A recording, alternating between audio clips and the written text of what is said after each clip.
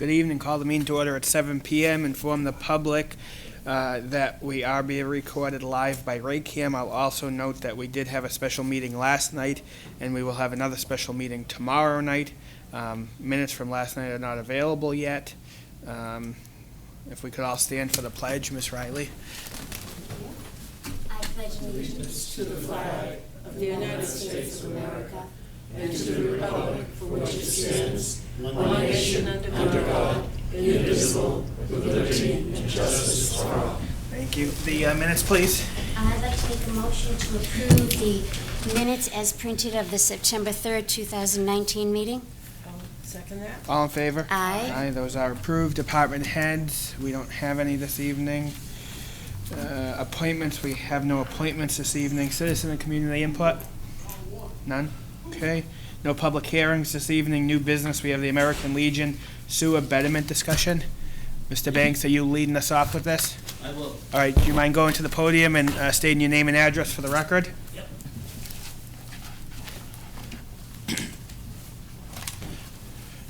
Good evening. My name is James Banks. I'm presently the commander of American Legion Post 405 in Raynham. And we came to get some clarification and maybe a little help. As everybody knows, on Mill Street, we have 3 lots. And one is the field, and one is an unusable, another lot at King Philip and Mill Street, the corner, and then the lot that we have for the building and the hall. Now,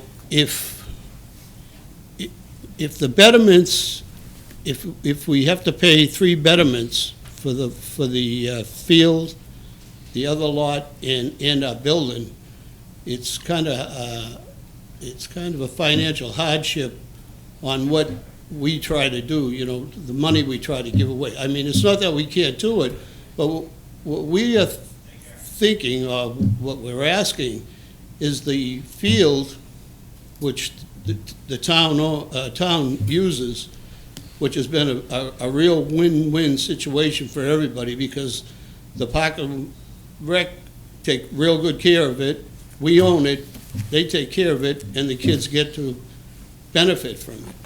Now, what we're kind of asking is if we could have a drop for the field, so that down the line, if we decide to put bathrooms in or something, there'll be a storage connection there, without in the future going ahead and tearing up, you know, if there's a new street or whatever, or getting permits to do it, it's going to even cost us more money down the line.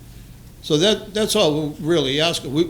We will pay, you know, we pay the betterment for our building, but then we have the field and the other lot, which probably will never be used. The field, it will be probably used for the town, and we're just trying to get some information. How can we go about just paying 1 betterment for our facility?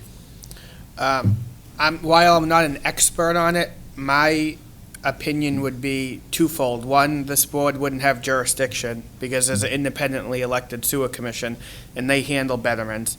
And 1B would be, if we did have jurisdiction, I don't know if we would have the statutory authority to waive a betterment. Mm-hmm. We're in a position with nonprofits that we can waive taxes, and I think in limited circumstances we've waived permits, but betterments are done through a town meeting vote and an agreement with DOR. And so from a legal standpoint, even if we had the jurisdiction, I don't believe we would have the ability to do that, because the betterments are supposed to be spread out among all the people in that phase.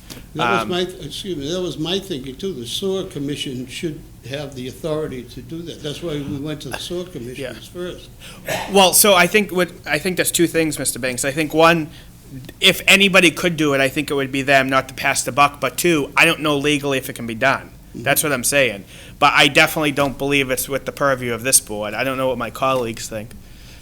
I'm going to have to recuse myself because of my affiliation with the Legion. Okay. Ms. Riley? I don't have the background really to know. Obviously, we always want to do whatever we can to support our veterans and help them, and as you say, Mr. Banks, you do so much for the community. Could we, and not to question your opinion, Mr. Chairman, but could we ask the town council for an opinion on that? Yeah, I think we could. Do we have a time frame, Mr. Luciano, on when the sewer commission would need to know, or the treasurer's office? If I can go through you to the members here tonight, you guys were at the meeting Thursday? Yeah. What did they tell you for a timetable that you needed an answer by? They voted the betterment that night, which is, I don't understand that either. How can you have your betterments before you know the cost of the project? Well, were they looking for the town to fund one of the stubs? Was that what? Yeah, they, So they did the betterment divided by the amount of lots in the phase. right. And so now they're looking for someone to pay, or they're suggesting that you find some Someone recourse. to pay the betterment. To pay the betterment. The other betterment. So- Not our betterment, but one for the field, which would So they be didn't for the subtract field. it from the calculation. They took the original amount of Right. stubs and divided it by each stub and set a fee the other night. Right. Yeah, I mean, we could definitely, in my opinion, we could definitely not use taxpayer money to Wow. fund a private property, if I'm hearing it correctly. That's the way it just sounded to me. I'm Yeah. not sure. It was Mike King was there, right? The treasurer Yeah, collector? he was. What was his input? He didn't say, this was Joe Betancourt and Jeff and the other gentleman. But they were saying the same thing. They didn't know whether they could do that or not. So we're just putting out feelers, Well, I clearly, It just seems to me that it's kind of silly to have put the sewerage in and not put it there, and 2 years down the line, if we come up with some money to put bathrooms out there in the field, then now we gotta go for permits, we gotta dig up the street that probably would just be paved, Mr. Chairman, I can say this. I think they probably set that because it would have been unfair to the other residents in that phase to pick up the cost by dividing it minus the one or two stubs. So if what I'm hearing correctly is, if the board so chooses, is the legal opinion that I would seek is whether the town, I think the only option you have is whether the town would want to do an article to pay for their stub. I don't see how you could waive the betterment because they've already set the betterment. Betterment, yeah. Ms. Riley, what's your pleasure? Yeah, if we could follow up on that, just Sure. let me know for sure. Absolutely. Thank All in you. favor? Aye. Aye, and you're abstaining? Yes. All right, we'll ask for a legal opinion. I can't guarantee you how long it will be turned around in, but Mr. Luciano can get back to you once we have that. very good. That's Okay. all we want, is just some, input. Yep. Because we're trying to figure out what to do, Yep. too. All right, great. Thank you, Mr. Banks. Thank you very much. Mrs. Smith, any other new business? No, sir. Ms. Riley? No. Okay, old business, Mrs. Smith? No. Ms. Riley? No. Okay, town administrators report, Mr. Luciano. Thank you, Mr. Chairman. We have a couple things tonight. One that I do want to mention that came about after I printed out the report is the governor is coming down to this area Thursday. He is having a meeting and a press advisory and availability on Triple E in the town of Lakeville. We've been invited representatives, and Matt Tanis, our health agent, will represent the town of Raynham at that meeting. Also, ongoing, Public Safety Building Committee will be on the agenda at next week's Selectmen's meeting to discuss with the board the next steps to be taken as the feasibility study on that building continues. Route 138 Design Public Hearing conducted by the Mass Department of Transportation was held on Tuesday, August 27th. For anyone who missed the meeting but would like to watch it, the presentation can be found on YouTube. The anticipated construction start period stated at the meeting would be in the fall of 2021. That's a separate project from the lights that are going to be on 138 and Center Street. That timetable is tentatively scheduled for the fall of 2020. The fall town meeting will be held on Monday, October 21st at 7 p.m. at the Raynham Middle School. This meeting will be primarily focused on capital expenditures. Important note, The deadline has passed for the submittal of articles. We'll see. Upcoming, a Selectmen's special meeting will be held tomorrow, Wednesday, September 11th at 6 p.m. in the Town Hall Meeting Room for the sole purpose of interviewing Graham Waters for the permanent town administrator's position. This will be an open meeting and televised via our cable channel. We do have another applicant candidate that will be interviewed on tonight's agenda. Selectmen's next regularly scheduled meeting will be on Tuesday, September 17th at 7 p.m. in the Town Hall Meeting Room, and the Capital Planning Committee will begin the process of reviewing articles for the Fall Town Meeting tomorrow, Wednesday, September 11th at 6:30 p.m. in the Town Hall Conference Room. Thank you, Mr. Luciano. Any questions for Mr. Luciano? Yes, Mr. Chairman, do we know anything about the time or place for that meeting in Lakeville? With the I government? can follow up. I don't know if it's been set. It was supposed to be in the afternoon. They gave a range originally, but I can find that out. Okay, if you would let me know, I'd Sure. appreciate that. Thank you. Okay, thank you. Selectmen's report, Mrs. Smith. Ms. Riley. Just to say that, thank our rave volunteers for riding on those kindergarten buses, 14 morning and 14 afternoon buses for 4 days. It was over 100 volunteer slots to fill to ride with our kindergarten children on their first few days of kindergarten. It went really well, and we want to thank all of the volunteers for helping out with that. Good, thank you, Ms. Riley. Correspondence, we actually do not have any this evening. Well, you asked for a light agenda, sir. I appreciate that. We have no members of the press with us this evening. Any emergency business? Okay. No. So next up on the agenda is the first of two interviews, one which will be this evening, one which will be tomorrow evening, for the two proposed finalists that the Town Administrator Search Committee presented to the board last week. This evening, we have William McKinney in to interview, and just to outline it for the public and for the board, what my plan is, we'll have Mr. McKinney come up, introduce himself, go over anything that he'd like to speak to, whether it's in his packet or not. Then I will go to the board for questions, and then we will adjourn the meeting for the evening, reconvening tomorrow evening at 6 p.m. for the second interview for the second candidate. Is that amenable to the board? All right, Mr. McKinney, come on down. I'm sitting in front of the podium. Yeah, are you comfortable at the podium? Is that all right? All right, thank you. I like using the podium. Mr. McKinney, we appreciate you taking the time this evening to join us and submitting your application for consideration, and definitely congratulations for being one of two finalists for the position. Now, I would say is your opportunity to introduce yourself to the board and to the town of Raynham. Let us know anything you want to, and then if you would indulge us, we'll have some questions for you. Sure. Thank you very much. Thank you. First of all, I appreciate the opportunity to come here tonight, and thank you for the search committee for recommending me to be one of the finalists. I graduated, got my bachelor's degree at Holy Cross in economics and accounting, and my MBA at Babson College in finance. I've worked in the private sector for State Street Bank for many years. I've worked in the public sector. I worked in Governor Romney's administration. I was the last MDC commissioner, and I worked a couple other jobs there. I was the CFO for the town of Weymouth for 4 years, and currently the director of the Department of Labor Standards under Governor Baker. Also, I served on Dedham's Finance Committee for 6 years and was elected Commissioner of Trust Funds in Dedham for, I think, 9 years. So I've got a background in the public sector and the private sector, and look forward to this opportunity. Awesome. Thank you, Mr. McKinney. Mrs. Smith, you want to lead us off with questions? I can do that. Good evening, sir. Good evening. I've read over your resume. I just have a couple of questions for you. First off, why are you interested in this position, and why do you want to leave your current position to take it? So many years ago, when I worked for Governor Romney, and I was the last MDC commissioner, and they merged the two agencies, the MDC and the Department of Environmental Management, to form DCR, and a new commissioner was brought on board for that.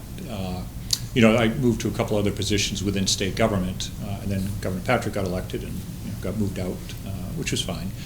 But I was looking around at the time, what did I think would be my next kind of opportunity with my skill set to grow in my career, and I thought that being a town administrator, town manager would kind of be a perfect fit. Running the MDC was almost like running a town, except not having a school department. I mean, we had engineering, we had human resources, we had finance, we had fire suppression, we had rangers. We used to have police. That was before I got there. And so I looked around at different opportunities and had applied, and kind of the feedback I got was, you need more municipal experience. So that's when I went to my town moderator and asked to serve on the finance committee.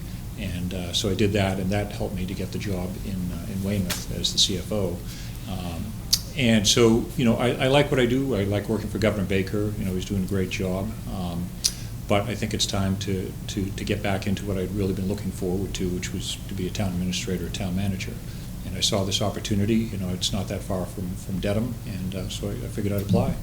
Good, thank you.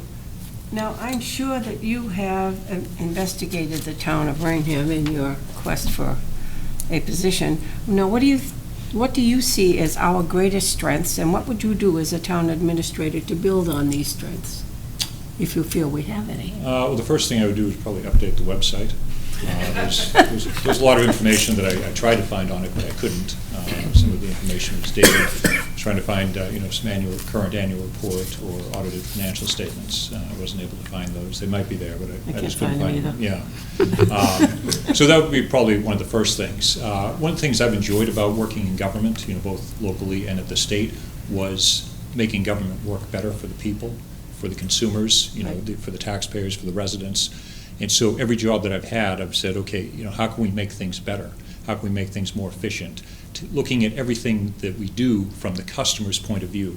One of the first things I did as the Weymouth CFO was, we got all the town employees onto direct deposit, and we also got vendors offering direct payment to them, direct deposit to them, which was something that, our bank had said, well, none of the other towns are doing that.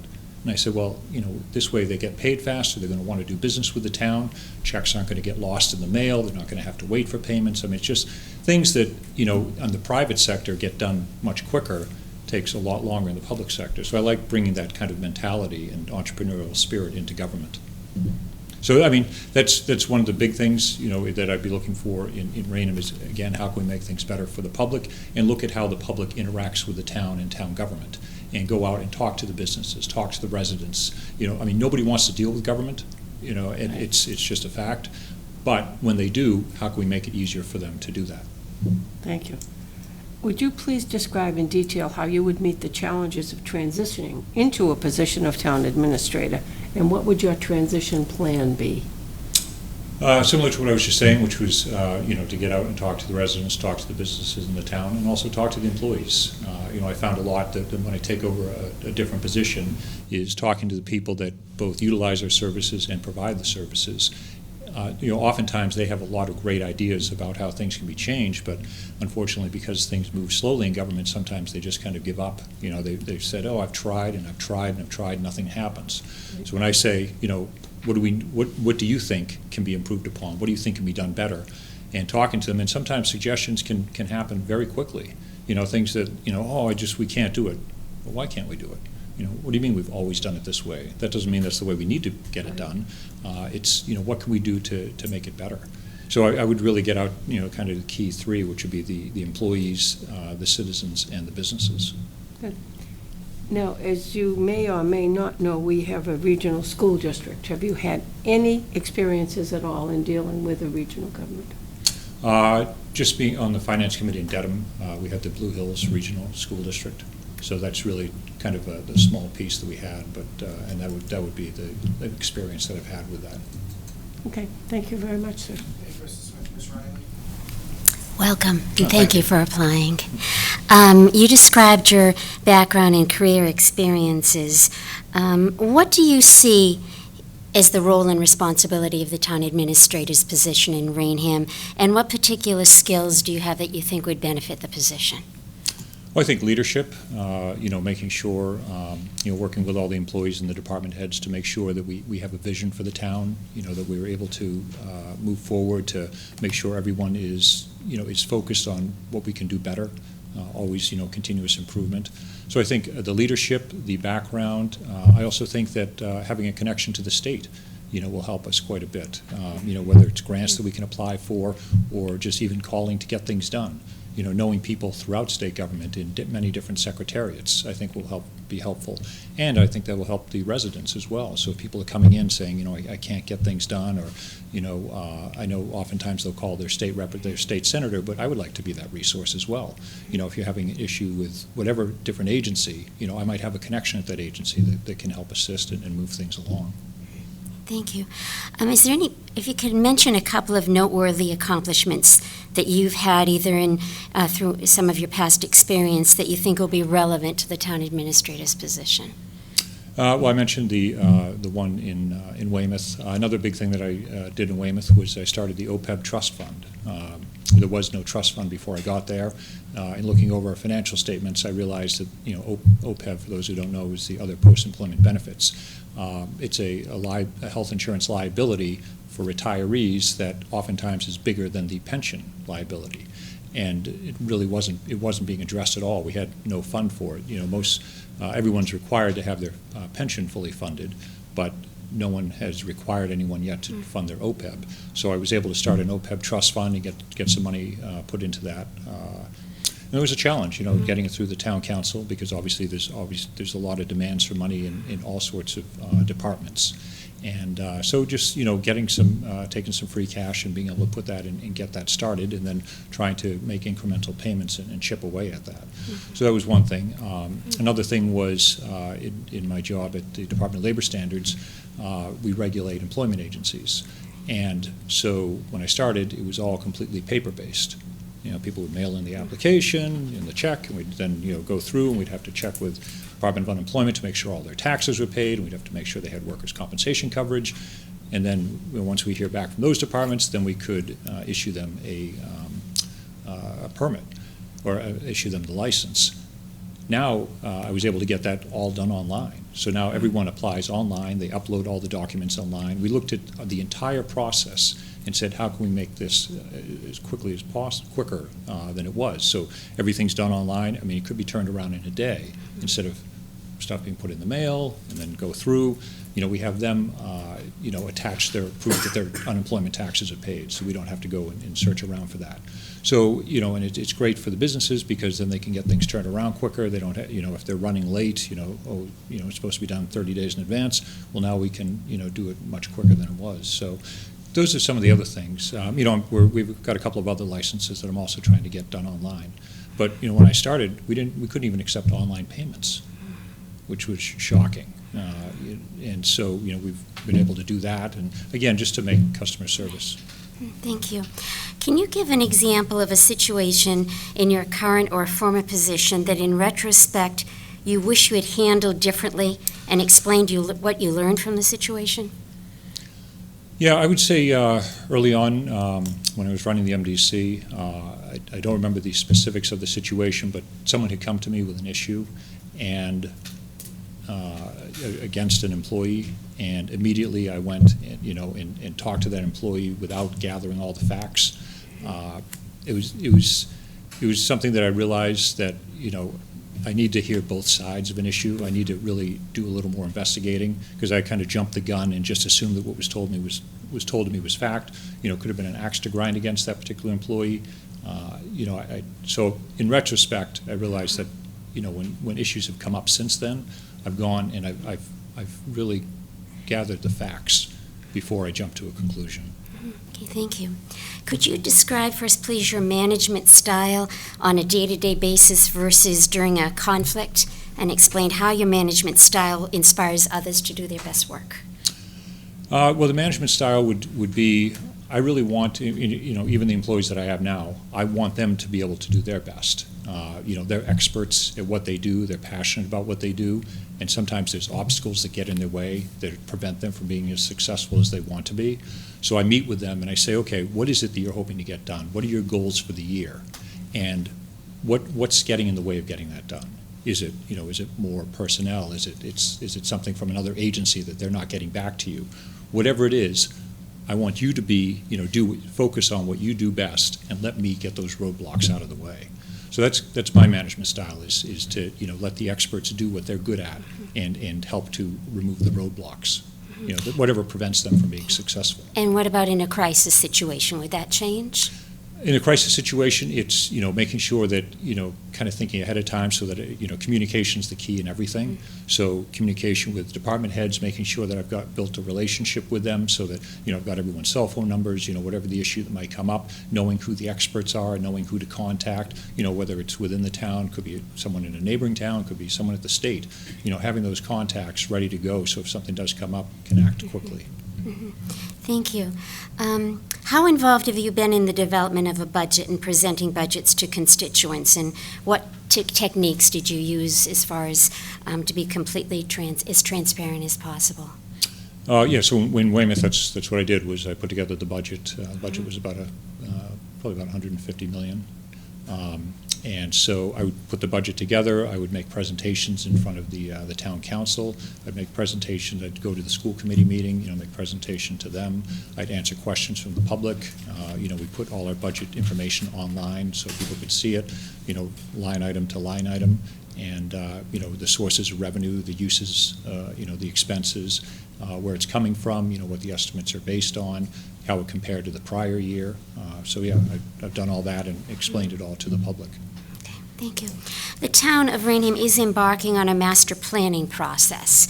Have you had any experience with that type of planning? I have not.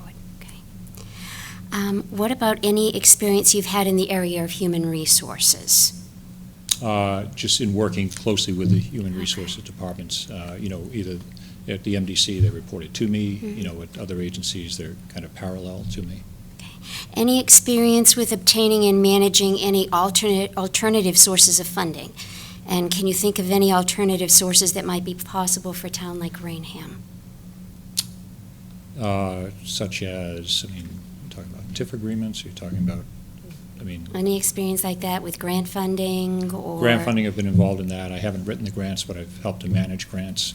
Okay. Again, looking at, what's out there, what's possible, and figuring out a way to get that money. And then, like I said, I haven't written them, but I have managed them. So whether it's extending the terms or, trying to get more money for it or, whatever it is, I've worked with the federal government on grants. I've worked with the state government on grants. Okay, thank you. Just a couple more. Yep. The town of Raynham has been very fortunate to have wonderful resources in the community, including very active parent and community groups and local businesses.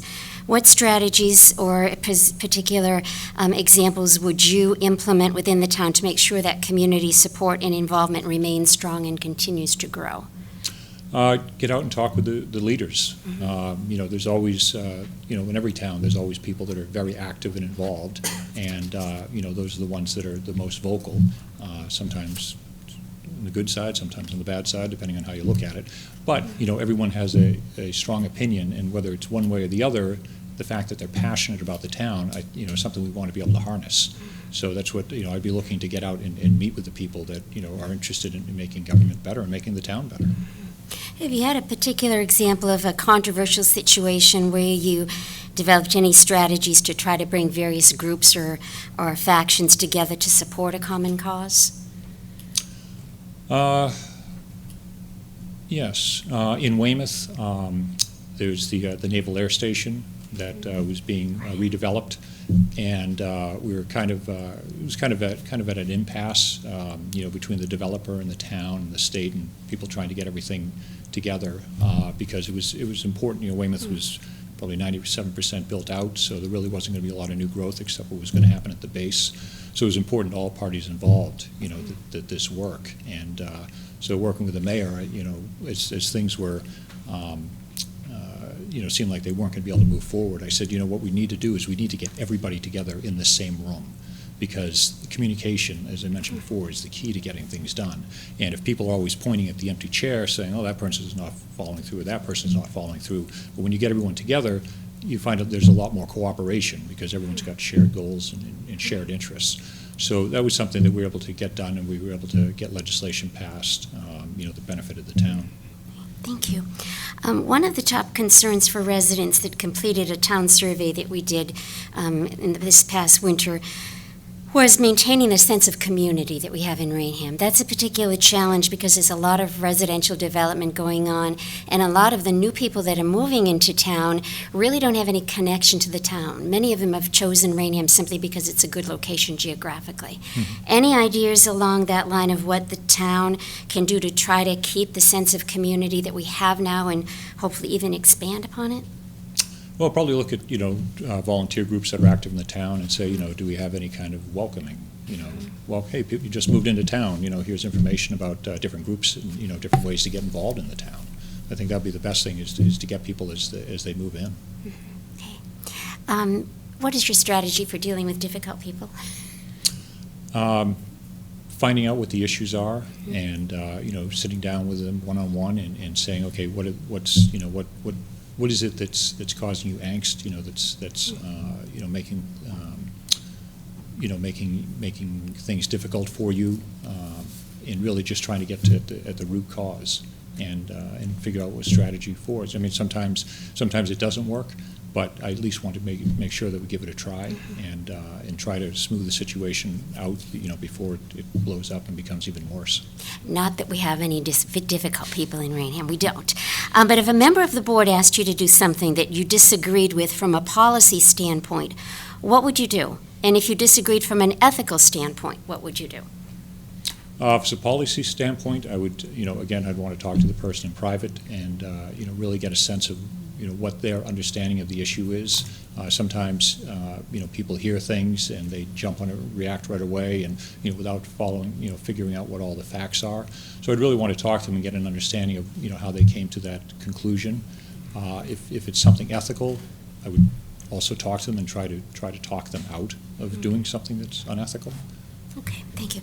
And last question, could you just give us what you think is the most compelling reason why you should be the next town administrator for the town of Raynham? I think my years of experience in the municipal and state government and the private sector, as well as just having connections throughout the state government. Obviously having a partnership with the state is very important. That's why Lieutenant Governor has gone out and signed community compacts, with all. She's gotten them all yet, but she may have, all the cities and towns, because building that partnership with the state where the funding is, where the, DOT, whatever it is, whatever the issues are, the state and municipalities are intertwined, and we want to be able to succeed together. Thank you, and thank you for answering my questions. Thank you. Thank you, Ms. Riley. Thank you, Bill. I'm going to hit you with a hard one first, and then they'll get a little softer. So, as part of the review of your candidacy, as you can imagine, we were looking at news outlets, social media, and the like. A few years back, when you were employed in Weymouth, there was a controversy, for a lack of a better word, during a budget hearing. Yes. That required some involvement with your mayor, who was your superior at the time.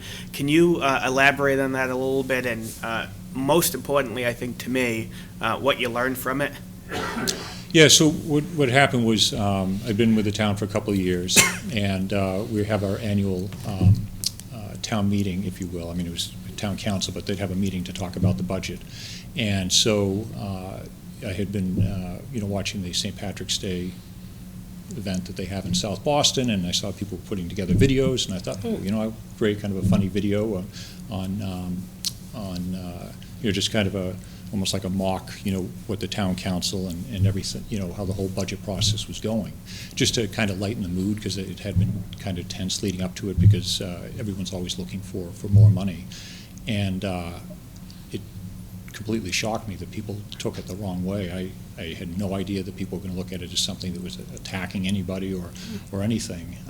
And so that was something I learned, to just obviously not try to be funny. Just really, take things more seriously, and I think it was something that even the people that were kind of going after me that night realized after the fact that it was something that really got overblown. I mean, everybody apologized to everybody else. I had to continue on the meeting, which was difficult because I had put that together before I gave my budget presentation. So in front of all the people in the audience, I had to then get back up and continue to go through the budget process, and I went around and I talked to people afterwards, And I said I certainly meant no disrespect to anybody. I was completely shocked that anybody even took it that way. One thing I just thought maybe they think it was boring. I had no idea that they would think it was something negative at all. And so, I learned a great deal from that. Obviously to run everything through the mayor before I did, put anything up there, because I hadn't told anybody about that. And then, just to, not try to be as funny. Okay. So Ms. Riley spoke earlier about human resources. I want to dive into that a little bit further for a minute, because I think when we talk human resources, we're talking the broader issue.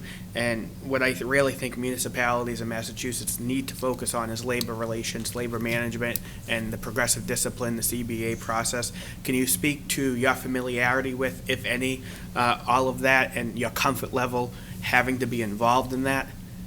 Yeah, so when I was with the MDC, as soon as I had taken over, unfortunately, the Governor Romney had put in some 9C cuts, which was basically taking money away from each of the agencies, and because that was being done in February and the fiscal year ended in June, that was going to result in some layoffs, and we did have to lay off some managers, but I was able to work with the 5 unions that represented employees to cut back on the overtime, to be more creative with the scheduling, so we reduced the overtime, and we did not have to lay off any union employees. Before I took over the town of Weymouth, took over as the CFO for the town of Weymouth, there had been layoffs the year before. And for me, there's nothing more disruptive than having to lay employees off through no fault of their own. It sets a bad precedent. People obviously feel bad that got laid off, people that didn't get laid off but had to go through the bumping process. There's no good outcome that comes from layoffs. So that's why I always planned ahead, so that during my time as the CFO there, we didn't have to have any layoffs. But I've gone through progressive discipline because there are people that shouldn't be working, for the town or for the MDC or for whatever it is. And, so we've gone through, and unfortunately, sometimes people, other managers are afraid to let anyone go or afraid to discipline them because they're afraid that someone else is going to come after them. In the case of the MDC, it was going to be whoever the rep or senator, whoever sponsored the employee. And I said, I don't care who sponsored them. I said, if they're not getting the job done, let's stop passing them around from department to department, and let's just go through the progressive discipline. Either they're going to turn around, which would be great, or they're not, and then we have to part ways. So we've had to do that before, and again, I hate to let anyone go, but if they're not doing the job, they need to go. If they are doing the job, I don't want anyone to lose their job through a layoff. Okay. In terms of CBA negotiations, typically, just for background for you, how we typically do it here is one of the 3 of us will handle a negotiation as the lead negotiator, and at least relative to the negotiations I've done, I largely rely on the town administrator to assist me in crunching numbers, come up with strategy, approach. We're very hands-on here. I'm assuming, based upon your resume, you haven't done CBA negotiations in the past, but what would your comfort level be? I was involved when I was with the state the first time. I was involved with the state's CBA bargaining groups with the unions. Okay. So sitting in on those, and like I said, I dealt with each of the different unions. When we had some issues that would come up, and the union head would always come with the union handbook, and we'd look through and we'd make sure that we had the 10-day notice. Whatever it needed to be done, we'd make sure that we followed the bargaining agreement. Okay. So I have had experience with that. Good. And also working with the CAO for Weymouth, to come up with the budget figures. So, if we were to offer this, how much would it cost? Or offer, changing health insurance plans, whatever it is, we got involved because it comes down to money. Okay, good. I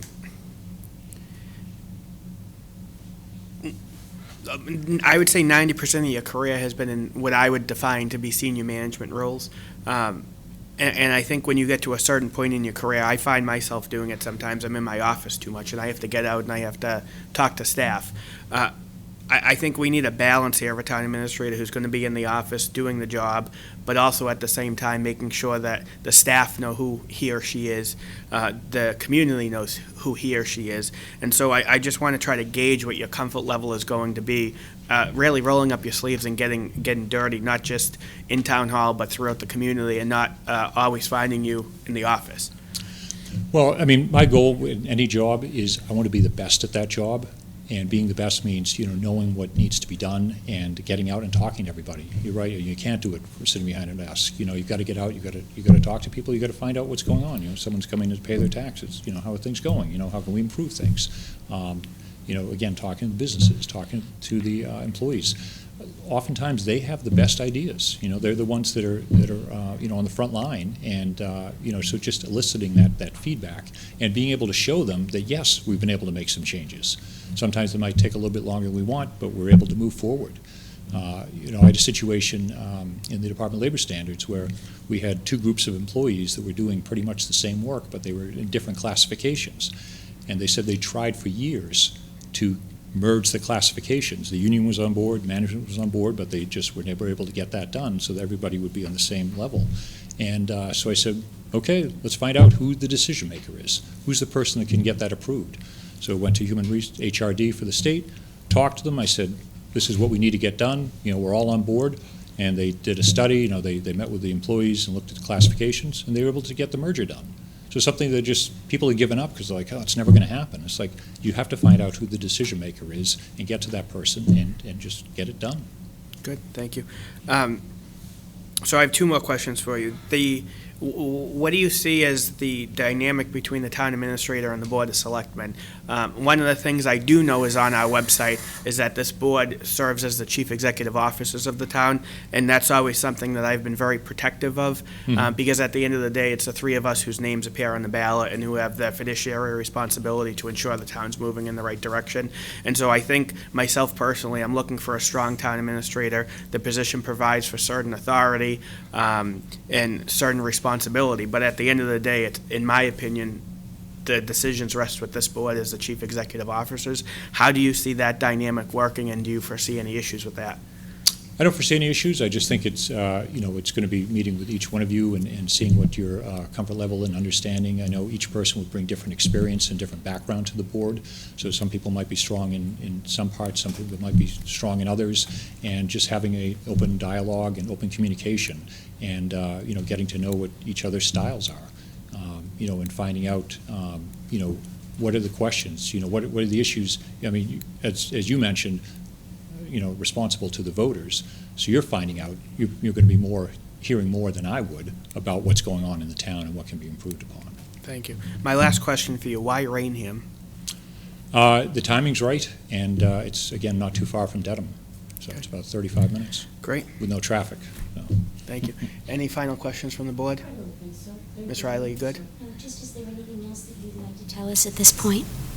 No, Or I have we think, covered everything? You've answered a lot of questions. I knew that issue in Weymouth was going to come up. So. Well, appreciate your candor with us on that. Thank you. So what we're going to do is we're going to adjourn this meeting. As I'm sure you heard, we have one more tomorrow night.